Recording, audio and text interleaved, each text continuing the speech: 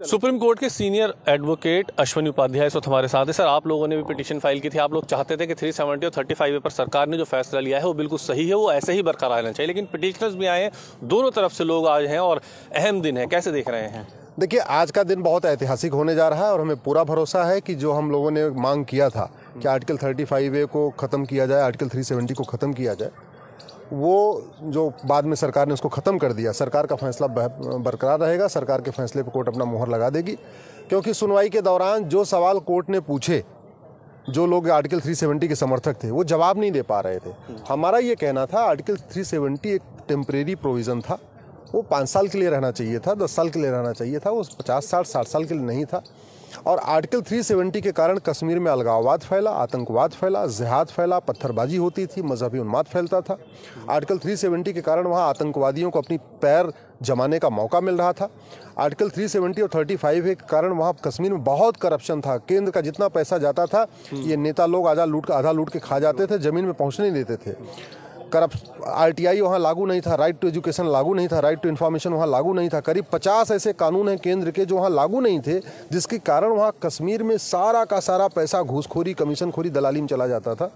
अब article 35A ख़त्म हुआ है, सरकार ने 370 जब ख़त्म कर दिया, उसके बाद देखिए कश्मीर में सबका विकास भी हो रहा है, गरीबों को सारी योजनाओं का लाभ मिल रहा है, करप्शन भी कायम हुआ है, पत्थरबाजी भी कम हुई है, अलगाववाद, आतंकवाद भी कम हुआ है, वहाँ पे मजहबी उन्माद भी कम हुआ है। एक बहुत अहम चीज़ रहेगी, ये सब चीज़ें तो सरकार भी बता रही है, आप भी बता रहे हैं, लेकिन एक जो अहम पॉइंट बीच में सुप्रीम कोर्ट ने भी उठाया था वो था इलेक्शन को लेकर के। काफ़ी अरसे से वहाँ पर चुनाव नहीं हुआ और कोई भी संवैधानिक प्रक्रिया के तहत इतने समय तक कोई भी इलेक्शन नहीं टाले जा सकते हैं। ऐसे में उम्मीद जताई जा सकती है कि सुप्रीम कोर्ट इलेक्शन को लेकर के या वहां पर UT वापस लेने को लेकर कुछ बात रख सकता है, क्योंकि पिटिशनर्स की भी उम्मीद यही है कि कुछ ना कुछ तो उस पर होना चाहिए।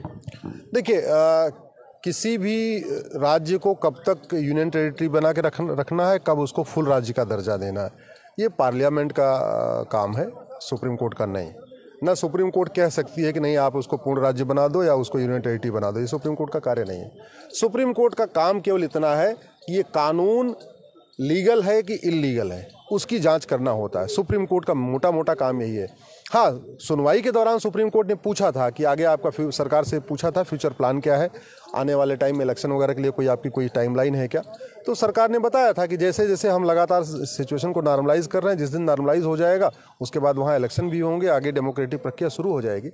लेकिन मेरा ये मानना कि सुप्रीम कोर्ट कोई उसमें फिक्स ऑर्डर कर देगा, कोई डायरेक्शन करेगा सरकार को, ऐसा नहीं है, क्योंकि ये काम पर्टिकुलरली सरकार के अंडर में आता है, केंद्र सरकार के अंडर में आता है, और उसको UT बना के रखना है या उसको फुल राज्य बना के रखना है, ये पूरी तरीके से पार्लियामेंट के अंडर में आता है। एक बहुत अहम चीज़ रहेगी, अगर सरकार के फेवर में आज फैसला नहीं जाता है और पिटिशनर्स के फेवर में चला जाता है, जैसे पिटिशनर्स को उम्मीद है, तो क्या कुछ प्लान B भी हो सकता है? मेरा ऐसा मानना है कि शायद ऐसा नहीं होगा। हम लोग इनफैक्ट मेरा ये मानना है कि अगर सरकार ने आर्टिकल 370 ख़त्म नहीं किया होता तो सुप्रीम कोर्ट उसको खुद ही ख़त्म कर देता। हम लोगों ने 11 हम लोगों ने PIL फाइल किया था, आर्टिकल 370 चैलेंज किया था, 35A चैलेंज किया था। 35A तो पूरी तरीके से इलीगल था, वो तो एकदम चोर दरवाजे से आया था, वो तो कभी पार्लियामेंट में उसमें वोटिंग भी नहीं हुई थी 35A के ऊपर। और जो 370 था वो एक टेम्परेरी प्रोविज़न था, 5 साल के लिए, 6 साल के लिए, 8 साल के लिए था, वो 50 साल 60 साल नहीं चलना चाहिए था।